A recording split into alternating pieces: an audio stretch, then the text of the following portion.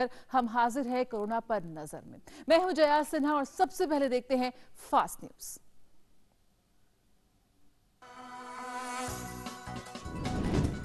प्रधानमंत्री नरेंद्र मोदी ने कहा, अब कोविड-19 का प्रसार गांवों तक पहुंचने से रोकने की होनी चाहिए कोशिश। राज्यों और केंद्र शासित प्रदेशों के मुख्यमंत्रियों के साथ 5वीं बैठक में पीएम ने कहा, देश को कोविड के बाद पैदा होने वाले अवसरों का उठाना होगा फायदा और एक नई दुनिया के लिए करनी होगी तैयारी। प्रधानमंत्री नरेंद्र मोदी ने कहा, देश के सामने है एक दोहरी चुनौती। बीमारी को रोकने के साथ ही सभी दिशा निर्देशों का पालन करते हुए बढ़ानी होगी सार्वजनिक गतिविधियां। पीएम ने कहा, व्यक्ति विशेष को मानवता के लिए जन से लेकर जग तक के नए सिद्धांत के मुताबिक ही जीना होगा। भारतीय रेलवे आज से चुनिंदा 15 मार्गों पर यात्री रेल सेवा की करेगी शुरुआत। श्रमिक विशेष ट्रेनों के अलावा चलेंगी 15 जोड़ी विशेष रेलगाड़ियां। इन ट्रेनों के लिए सिर्फ IRCTC की वेबसाइट पर ऑनलाइन ही बुक कराई जा सकेंगी टिकट। श्रमिक एक्सप्रेस ट्रेन के जरिए देश के विभिन्न हिस्सों में फंसे प्रवासी मजदूर पहुंच रहे हैं अपने घर। कुल 513 श्रमिक स्पेशल ट्रेन के जरिए 6 लाख से ज्यादा श्रमिकों को उनकी मंजिल तक पहुंचाया गया।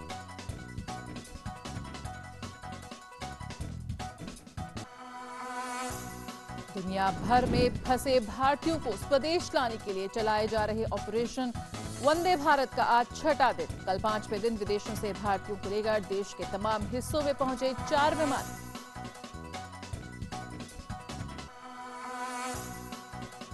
भारतीय नौसेना के मिशन समुद्र सेतु के जरिए भी मालदीव से भारतीयों को लाने की प्रक्रिया जारी। 200 से ज्यादा भारतीयों को मालदीव से लेकर INS मगर आज पहुंचेगा कोच्चि।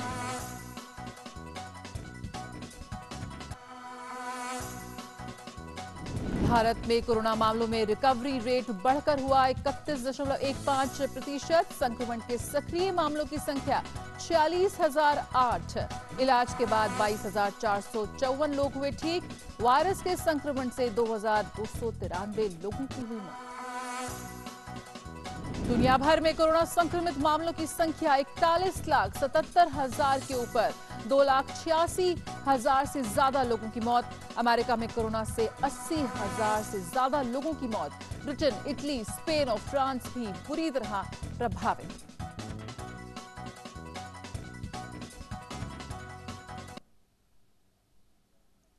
और सबसे पहले बात कर लेते हैं प्रधानमंत्री नरेंद्र मोदी की कल राज्यों के मुख्यमंत्रियों के साथ हुई वीडियो कॉन्फ्रेंसिंग के बारे में, जिसके जरिए उन्होंने उनसे संवाद किया। प्रधानमंत्री की राज्यों के मुख्यमंत्रियों के साथ की 5वीं बैठक थी। 6 घंटे तक चली बैठक में देश में कोरोना वायरस से जुड़े विभिन्न पहलुओं पर चर्चा हुई। प्रधानमंत्री ने कोविड-19 के संक्रमण को फैलने से रोकने, लॉकडाउन से चरणबद्ध तरीके से बाहर निकलने और आर्थिक गतिविधियां तेज करने के उपायों पर मुख्यमंत्रियों से बातचीत की। पीएम ने कहा कि इस वक्त हमारा फोकस इस बात पर होना चाहिए कि ये संक्रमण शहरों से गांव तक ना फैले। प्रधानमंत्री ने कहा कि कोविड-19 के बाद की दुनिया एकदम बदल गई है और हमें उसके मुताबिक सोचना और काम करना होगा। एक नई दुनिया के लिए तैयारी करने की अपील करते हुए प्रधानमंत्री ने कहा कि विभिन्न अवसरों पर कोविड-19 चुनौती से निपटने के लिए राज्यों और केंद्र के बीच निकट सहयोग में काम करने की जरूरत है। देश में लॉकडाउन का तीसरा चरण 17 मई तक है। प्रधानमंत्री की राज्य के मुख्यमंत्रियों के साथ आखिरी मुलाकात 27 अप्रैल को हुई थी। और प्रधानमंत्री की इस वीडियो कॉन्फ्रेंसिंग की क्या अहम बातें रही, आइए ग्राफिक्स के जरिए उन्हें एक बार देख लेते हैं। तो प्रधानमंत्री ने कहा कि हमारे सामने इस वक्त 2 महत्वपूर्ण चुनौतियां हैं। रोग के संक्रमण दर को कम करना है और सभी दिशा निर्देशों का पालन करते हुए सार्वजनिक गतिविधियों को बढ़ाना है। ग्रामीण इलाकों में कोविड-19 के प्रसार को रोकने की कोशिश पर हमारा जोर रहना चाहिए। कोविड-19 के बाद दुनिया का स्वरूप बदल रहा है, इस बात को हमें समझना होगा और इसका मतलब ये हुआ कि हमारी कार्यप्रणाली में भी अहम बदलाव आएगा।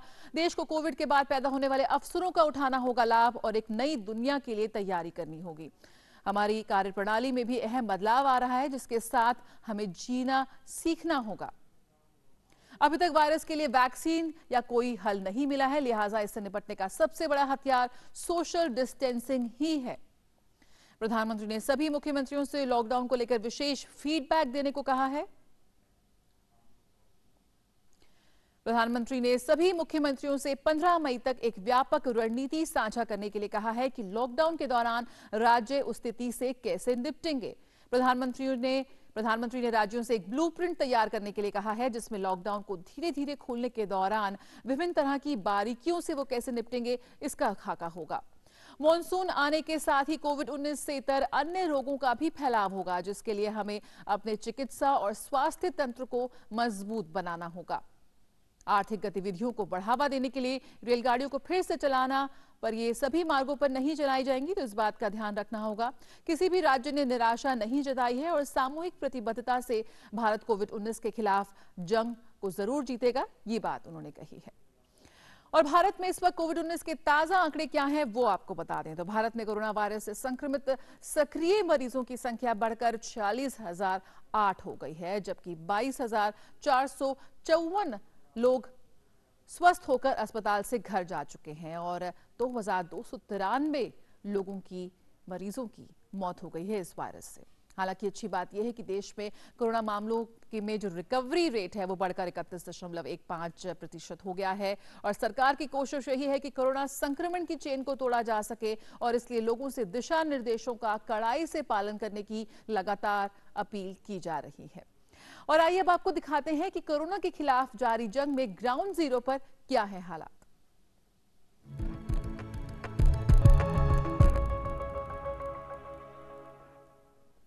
तो सबसे बड़ी खबर, लॉकडाउन की वजह से देश भर में फंसे लोगों को आज से कुछ राहत मिलेगी। भारतीय रेलवे आज से चुनिंदा मार्गों पर 15 जोड़ी ट्रेनों की शुरुआत कर रहा है। विशेष ट्रेनें नई दिल्ली रेलवे स्टेशन से चलेंगी और डिब्रूगढ़, अगरतला, हावड़ा, पटना, बिलासपुर, रांची, भुवनेश्वर, सिकंदराबाद, बेंगलुरु, चेन्नई, तिरुवनंतपुरम, मडगांव, मुंबई सेंट्रल, अहमदाबाद और जम्मू तवी को जाएंगी। गृह मंत्रालय ने चुनिंदा स्पेशल ट्रेनों की आवाजाही के लिए एसओपी जारी किया है। इसके मुताबिक ट्रेनों की आवाजाही और परिचालन के अलावा टिकट बुकिंग और अन्य जानकारियां रेलवे व्यापक तौर पर प्रसारित करेगा। इन रेलगाड़ियों के लिए टिकट की बुकिंग कल से शुरू हो गई थी और गृह मंत्रालय ने चुनिंदा स्पेशल ट्रेनों की आवाजाही के लिए एसओपी जारी की है। इन रेलगाड़ियों में आरक्षण के लिए टिकट केवल आईआरसीटीसी की वेबसाइट पर ही उपलब्ध होगा। रेलवे स्टेशनों पर स्थित टिकट बुकिंग काउंटर बंद रहेंगे और बुकिंग काउंटर पर कोई भी प्लेटफॉर्म टिकट सहित कोई भी टिकट जारी नहीं किया जाएगा। केवल वैध कंफर्म टिकट वाले यात्रियों को ही रेलवे स्टेशनों में प्रवेश करने की अनुमति होगी। यात्रियों के लिए फेस कवर या मास्क लगाना अनिवार्य होगा और ट्रेन के प्रस्थान करने के समय उन्हें अपनी स्क्रीनिंग करानी होगी तथा केवल उन्हीं यात्रियों को ट्रेन में चढ़ने की अनुमति होगी जिनमें इस रोग का कोई भी लक्षण नहीं होगा। ट्रेनों के परिचालन कार्यक्रम सहित विस्तृत विवरण उचित समय पर अलग अलग जारी किए जाएंगे। तो एक बार फिर आपको बता दें कि किसी भी तरह का कोई भी टिकट, प्लेटफॉर्म टिकट सहित आपको स्टेशनों पर नहीं मिलेगा। सिर्फ ऑनलाइन ही इन ट्रेनों के लिए टिकट बुक किए जा सकेंगे। और अब बात वंदे भारत मिशन की। विदेशों में फंसे भारतीयों को वंदे भारत मिशन के तहत भारत वापस लाने का अभियान चलाया जा रहा है। इस मिशन के तहत कई देशों से सैकड़ों यात्रियों को लेकर विमान स्वदेश पहुंच रहे हैं। 243 यात्रियों को लेकर एक विमान सिंगापुर से दिल्ली के लिए आज सुबह रवाना हुआ। वंदे भारत अभियान के तहत सिंगापुर से भारत आने वाले ये तीसरी फ्लाइट है। सिंगापुर में भारतीय उच्चायोग ने इस मुश्किल वक्त में भारतीयों की मदद के लिए एयर इंडिया, नागरिक उड्डयन मंत्रालय, गृह मंत्रालय और सिंगापुर का शुक्रिया अदा किया है। वहीं दूसरी ओर दुबई से 177 फंसे भारतीयों को लेकर एयर इंडिया की फ्लाइट कोच्चि पहुंची।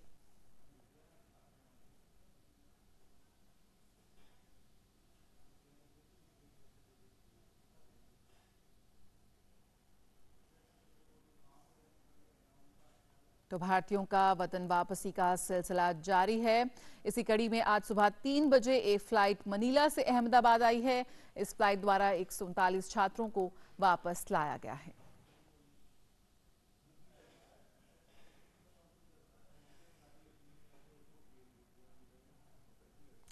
और वंदे भारत मिशन के छठे दिन आज खाड़ी देशों के लिए 5 उड़ानों का संचालन होगा, जिसके तहत फंसे हुए 880 लोगों से ज्यादा लोग स्वदेश पहुंचेंगे। दुबई से 2 उड़ानें निर्धारित हैं, एक कन्नूर और दूसरी मंगलूर से। मंगलोर के लिए उड़ान में लगभग 40 गर्भवती महिलाएं, आपात स्थिति के 25 से अधिक मामले, कम से कम 3 दर्जन मजदूर, फंसे हुए पर्यटक और कुछ छात्र यात्रियों के रूप में शामिल होंगे। मस्कट से 180 लोगों के वापस चेन्नई आने की संभावना है। दमाम से कोच्चि में 160 से अधिक लोगों की वापसी होगी, जबकि दोहा से तिरुवनंतपुरम आने वाली विशेष उड़ान में लगभग 180 लोगों को घर वापस लाया जाएगा। दोहा के लिए रविवार को तकनीकी कारणों के कारण रद्द किया गया विमान आज फिर से उड़ान भरेगा। इस बीच भारतीय नौसेना का समुद्र सेतु के तहत मालदीव से भारतीयों की वापसी जारी है। और देश के अलग अलग हिस्सों से प्रवासी मजदूरों को उनके गृह राज्य तक पहुंचाने वाली ट्रेनों का सिलसिला भी लगातार जारी है। मुंबई से चली श्रमिक स्पेशल ट्रेन 1230 प्रवासी मजदूरों को लेकर तड़के 2:20 पर कलबुर्गी रेलवे स्टेशन पहुंची।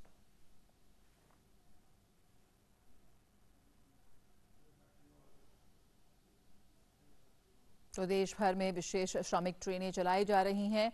तो तमाम प्रवासी मजदूर जो विभिन्न जगहों पर फंसे हुए थे और अपने गृह राज्य जाना चाहते हैं, उनके लिए ये विशेष ट्रेनें चलाई जा रही हैं।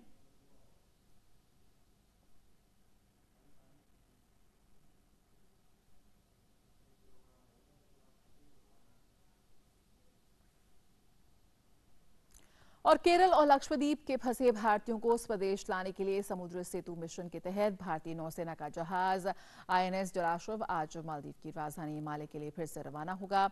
मालदीव से 698 भारतीयों को लेकर भारतीय नौसेना का INS जलाश्व रविवार को कोच्चि पहुंचा था। माले में भारतीय उच्चायोग ने एक बयान में कहा कि केरल के अलावा अन्य राज्यों नई दिल्ली, बैंगलोर, मुंबई और चेन्नई के निवासियों को निकालने के लिए भी योजना बनाई जा रही है। उन्होंने सभी से ईमेल airEvac.hci@gmail.com द्वारा भारतीय उच्चायोग से संपर्क में बने रहने के लिए कहा है।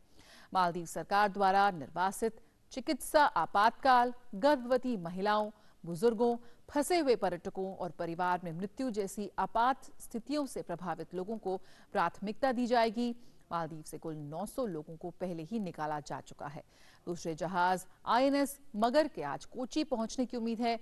जहाज में 24 भारतीय और एक मरीज सहित 202 भारतीय नागरिक हैं।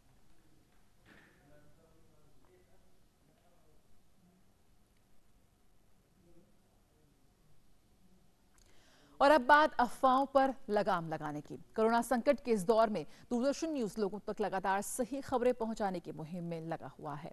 इसी क्रम में आज हम आपको डेली एक्सेलेरेटर नाम के एक न्यूज पोर्टल पर एक खबर में दावा किया गया है कि लॉकडाउन की वजह से दिल्ली में फंसे जम्मू कश्मीर के छात्रों से उनके कॉलेज प्रशासन ने घर वापसी के लिए बसों का खुद इंतजाम करने को कहा है। PIB फैक्ट चेक टीम ने जब इस दावे की हकीकत जांची तो पता चला कि विश्वविद्यालय प्रशासन ने कश्मीरी छात्रों से घर वापसी के लिए खुद का बंदोबस्त करने के लिए नहीं कहा है। न्यूज पोर्टल की यह खबर पूरी तरह से फर्जी और भ्रामक है।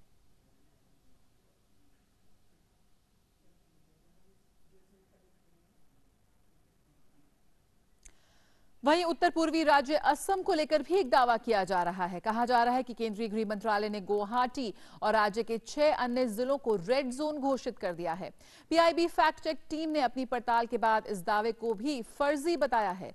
हकीकत यह है कि कोरोना के खतरे का आकलन करते हुए देश के जिलों का विभिन्न जोन में वर्गीकरण का काम केंद्रीय स्वास्थ्य एवं परिवार कल्याण मंत्रालय कर रहा है।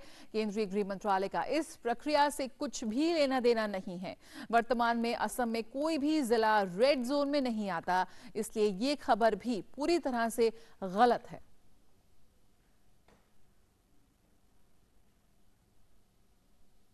और कोविड-19 के प्रकोप के बीच भी कुछ राज्यों से अच्छी खबर आ रही है। आइए वो देखते हैं।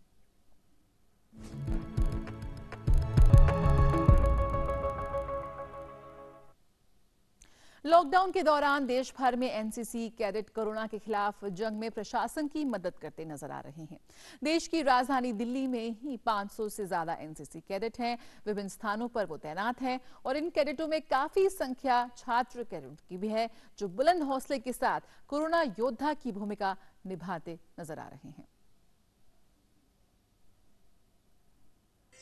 देश की सेवा करने का मौका था, लेकिन मां इस महामारी के समय में घर से बाहर निकलने की अनुमति नहीं दे रही थी। उन्हें डर था कि अगर बेटी को संक्रमण हो गया तो फिर क्या होगा। लेकिन बेटी के बुलंद हौसलों ने मां के भीतर से कोरोना का डर भगा दिया और उन्हें मनाकर देश की सेवा करने का फैसला ले लिया। जी हां, राष्ट्रीय कैडेट कोर यानी एनसीसी की volunteer senior under officer Manisha Bokolia NCC की कैडेट हैं और कोरोना के इस संकट के समय प्रशासन की विभिन्न कार्यों में मदद कर रही हैं। पहले मेरी फैमिली को बहुत हिचकिचाहट हो रही थी भेजने के लिए। मैंने उन्हें काफ़ी मनाया बहुत, फिर आखिरकार वो मान गए और मैं बहुत गर्व महसूस करती हूँ अपने साथियों के साथ ही काम करते हुए और लोगों को बताते हुए कि कोरोना से किस तरीके से हमें फाइट करना है और ये चेन तोड़कर हमें कैसे कोविड-19 फ्री इंडिया करना है। गौरतलब है कि मनीषा की ही तरह पूरी दिल्ली में एनसीसी के 500 से ज्यादा कैडेट कोरोना संकट के दौर में प्रशासन की मदद कर रहे हैं। एनसीसी दिल्ली निदेशालय में एनसीसी कैडेट मुख्य रूप से आपूर्ति श्रृंखला प्रबंधन, डेटा प्रबंधन, राशन वितरण, जरूरतमंदों को भोजन वितरण करने के साथ ही जनता का मार्गदर्शन करने में मदद कर रहे हैं। सामाजिक दूरी को अपनाते हुए एनसीसी ने राजधानी दिल्ली के सभी 11 जिलों में प्रशासन को हर संभव सहायता करने की एक विस्तृत योजना बनाई है। देश की राजधानी दिल्ली में ही करीब 500 से ज्यादा ऐसे कैडेट हैं जो इन दिनों प्रशासन की मदद करते नजर आ रहे हैं। अगर देश भर की बात की जाए तो देश भर में करीब 48,000 ऐसे कैडेट हैं जो अपनी सेवा दे रहे हैं। ये भी कैडेट किसी कोरोना योद्धा से कम नहीं। कैमरामैन कुमार दत्ता के साथ गिरीश निशाना, डीडी न्यूज, दिल्ली। तो यकीनन ये युवा हम सभी के लिए एक मिसाल हैं। और कोरोना संकट और लॉकडाउन के कारण राज्य के पशुओं को चारे की कमी ना रहे, उसके लिए उत्तर प्रदेश सरकार ने भूसा बैंक की शुरुआत की है। पेश एक रिपोर्ट। कोरोना महामारी के चलते लॉकडाउन में योगी सरकार को इंसानों के साथ साथ बेजुबान पशुओं की भी चिंता है। सरकार ने बेसहारा मवेशियों और पशुपालकों की मदद के लिए पूरे प्रदेश में भूसा बैंक की शुरुआत की है, जिसका उद्देश्य है लॉकडाउन के समय पशुओं के लिए लगातार चारा उपलब्ध रहे। ये माननीय मुख्यमंत्री जी की बहुत महत्वाकांक्षी योजना है, जिसके अंदर हम 30 रुपए प्रतिदिन के हिसाब से गौवंश के भरण पोषण का भुगतान करते हैं। तो सबसे अधिक भूसा तो हम उसी धनराशि से क्रय करते हैं। लोगों का भी मानना है कि आपदा की इस घड़ी में पशुओं को भूखा नहीं रहना पड़ेगा।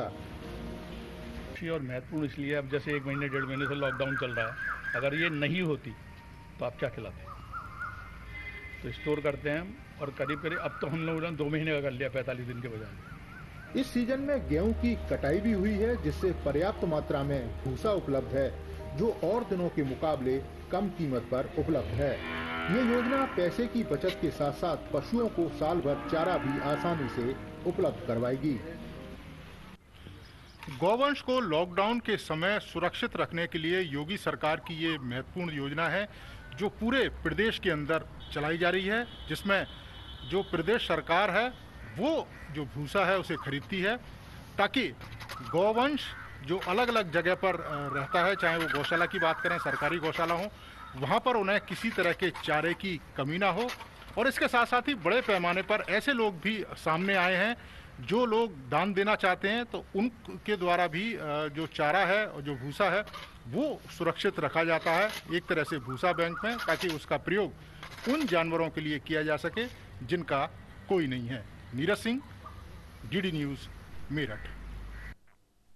और कोरोना वायरस महामारी से निपटने के लिए देश भर में अभियान जारी है और इस बीच असम सरकार ने एक टास्क फोर्स का गठन किया है, जो अर्थव्यवस्था को पटरी पर लाने के लिए एक रोड मैप तैयार करेगी। दूसरी ओर कल रात कोरोना से संक्रमित 5 और रोगियों को रिहा किया गया है। इसके साथ ही राज्य में कुल ठीक हुए मरीजों की संख्या 39 हो गई है।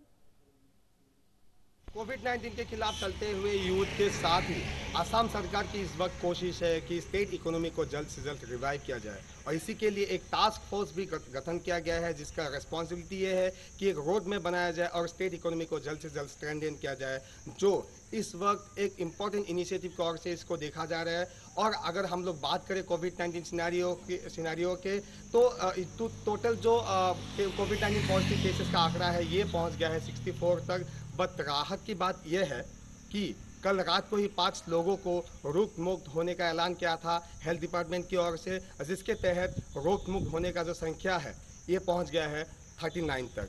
मैं कोमल बोरा, गुवाहाटी से डीडी न्यूज़ के लिए। तो कल ही 5 मरीज ठीक होकर अपने घर वापस गए हैं। और CSIR और बेंगलुरु में स्थित नेशनल एयरस्पेस लेबोरेटरी ने एक बेहतरीन तकनीक विकसित की है। दोनों ने मिलकर एक देशी, सस्ता और टिकाऊ नॉन इन्वेसिव वेंटिलेटर बनाया है। इसको नाम दिया है स्वस्थ वायु। ये कम गंभीर मरीजों के लिए वरदान साबित होगा जिन्हें इंट्यूबेशन की आवश्यकता नहीं है। स्वस्थ वायु एक माइक्रो कंट्रोलर आधारित सटीक close loop adaptive control system है जिसमें built in bio compatible 3D printed manifold और कपलर के साथ हीपा फिटलर भी मौजूद है।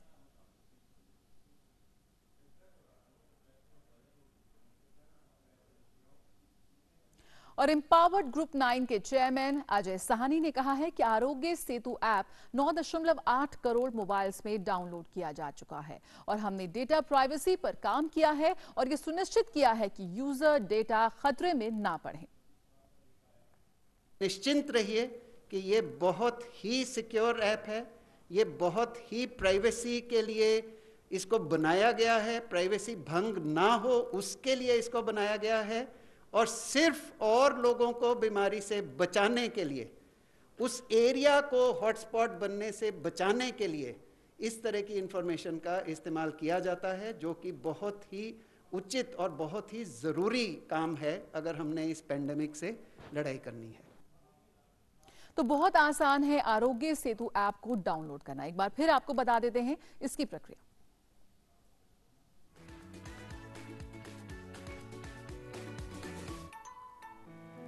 मुझे अपने परिवार की सेहत की हिफाजत करनी है, लेकिन मैं आरोग्य सेतु ऐप डाउनलोड कैसे करूं?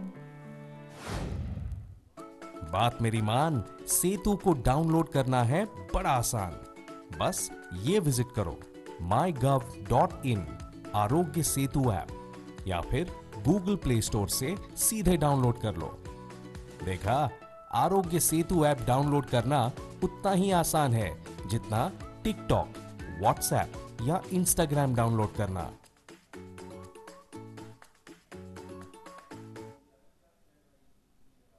और आइए अब देखते हैं दुनिया भर में कोरोना का क्या हाल है।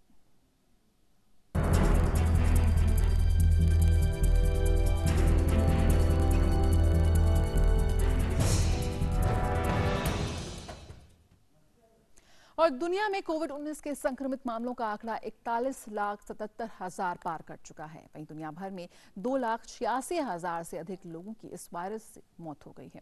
अमेरिका कोविड-19 से सबसे बुरी तरह से प्रभावित होने वाला देश है। ताजा आंकड़ों के मुताबिक अमेरिका में कोविड-19 से संक्रमित मामलों की संख्या 13,47,000 से ज्यादा है। वहीं 80,000 से ज्यादा लोगों की इससे मौत हो चुकी है। स्पेन में 2,27,436 कंफर्म केस हैं और मरने वालों की संख्या 26,744 है।